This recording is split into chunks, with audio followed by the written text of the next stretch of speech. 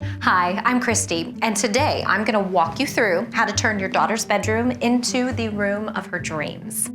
And if you're new to the JCPenney channel, you need to subscribe now so that you can also find out some tips on how to decorate your room. So let's get started. Nothing brightens up a room more quickly than these metallic prints. They're fun, they're layerable, and they're available in so many different accent pieces. You've got pillows, bedspreads, picture frames, and the cool thing about them is that they work with any color scheme. So you can really work them into your daughter's bedroom, no matter what color it is. Another way to add some fun to the room is with pattern sheets. There's stripes, polka dots, checks, pattern sheets. There's tons of options for your daughter to look through. Oh, and if you want to get a little bit crazy, you can choose a pattern sheet and then choose a totally different pattern for the bedspread. Makes it double the fun.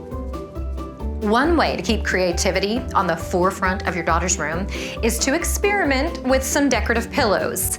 You can switch them out seasonally or play around with textures or different colors here. Or you could even throw in an accent pillow.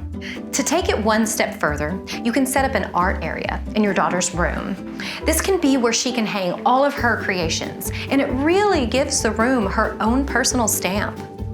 Another simple way to add accents is with fur accessories. Layer in fur in areas you wouldn't necessarily expect, like a picture frame or this footstool. Kids like things that they can touch and feel. So I would suggest adding a shaggy rug. Added bonus, most shaggy rugs come in neutral tones, so they're easy to add to any color scheme. Plus, rugs are just more fun to walk on than carpet. What kind of rug materials do you like? Let me know in the comments. Regardless of whether your daughter is afraid of the dark, adding some little lights can make for an adventurous accent.